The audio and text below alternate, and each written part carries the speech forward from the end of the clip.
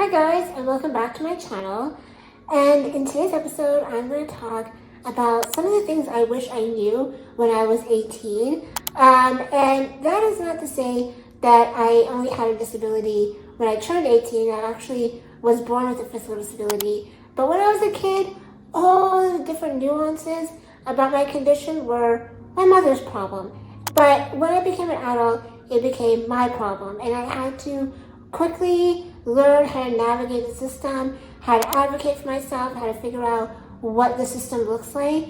And so I want to tell you some of the things that you can hopefully learn if you are new to the world of disability and disability resource navigation, and kind of bypass some of the mistakes that I made. The first thing that I wish I knew and really took seriously was about how to set up your finances when you have a disability. And not only is like budgeting and things like that very important, but for me, I wish someone explained and sort of hit home the importance of applying for the disability tax credit right away, because having that approval opens essentially the floodgates to be able to be eligible for other really necessity type programs. And the one that I wish I started as soon as possible was the Registered Disability Savings Plan, or RDSP, because that is something that can guarantee your financial future and set up your financial future in many ways. And I wish that I had started that at 18, because my finances would be much further along than at 38. The second topic we're going to discuss is assisted devices. This is very much something that hits close to home, because essentially everything is assisted devices, whether it's your wheelchair, a hospital bed, a commode, Hoyer lift, anything that is meant for somebody with a physical limitation is assisted devices. And some of them are funded like either partially or fully, but the thing is, there's always a catch. There's always a gotcha moment where it's like, okay, we'll provide you funding for a Hoyer lift, but it is like once every 5 to 10 years. So if that sucker breaks down at any point, then you either have to have insurance, or you have to pull money out of your own pocket, or you have to figure out other ways of paying for it by other funding sources or whatnot. You really have to problem solve. Because I can tell you, anything with a battery and anything with the engine is going to break down, and it's going to make your life very difficult, because you may not necessarily meet the deadline of having to wait 5 years before that thing breaks down. So my advice to you is, if you have any assistive devices for mobility or just any type of limitation in your life that is a mechanical device, figure out how to pay for repairs or even buying a whole new one the moment you get that. Like, literally have a timestamp, have an expiration date in mind where you may need to fund that equipment, because it might break down with you at any moment, and you don't want to be in a crisis point when you have to figure out how to replace or repair those devices. The next point I want to talk about is accessibility services on like university or college campuses. Whether you go to university or college, they generally do have an accessibility department where they are tasked with providing you with accommodations, both when you're studying and if you are living on campus.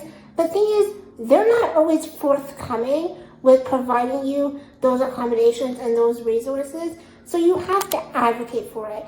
Don't go into a situation being like, oh, they're going to be the ones that suggest I get extra time for exams, or they're going to suggest I get this, or they're going to suggest I get that, because some of these resources, especially if they have to provide you with equipment, will cost the school money, and that's money they'd rather not give away. So you have to advocate for yourself and say that you need this and you need that, because they're not going to be forthcoming depending on the school you go to. But generally, I found in my experiences and that of my peers that many universities and colleges try to limit the type of resources that they give you in order to keep the money in their pocket.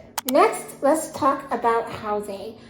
Okay, so this is a very controversial topic, because I know that like housing has been in the press lately. Actually, it's been in the press ever since I was 22.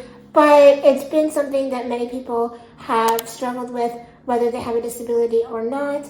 But if you do have a disability, finding housing and finding accessible housing is one of the hardest things that you'll have to do, because especially if you require subsidized housing, for every neighborhood where they have, let's say, 60 units, only 4 of them will be accessible. And so in many ways, if you have a disability and you need subsidized housing, you might be on the wait list for decades, because you essentially have to wait for somebody to pass away in order for you to get that unit or to get that townhouse or to get those accommodations. If you're in a metropolitan city like Toronto or Vancouver or whatnot, I'm sure the wait list is even longer. I mean, you might be in a nursing home before you get off that wait list.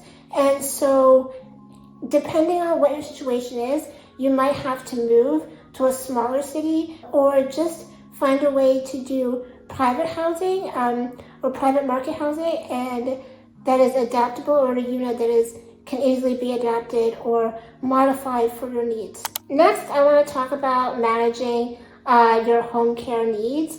And I will say that my situation is kind of unique than other people because I have been on direct funding since I was 19, and so I've never had to deal with the agency past high school for my attendant care / PSW care, but unfortunately I did have to deal with the agencies for my nursing care up until 2019, and then that became a private services as well. And so for me, what I wish I knew back then is just all of the nuances about having workers and managing your home care and stuff, which is, whether or not you're with an agency or you hire your own staff, it's still a part-time job to try and ensure that you have care, to follow up with all the things that need to be arranged, to be scheduled, and especially with agencies, making sure that they're essentially doing their job of providing you care. You have to spend a lot of time and a lot of energy and a lot of advocacy skills.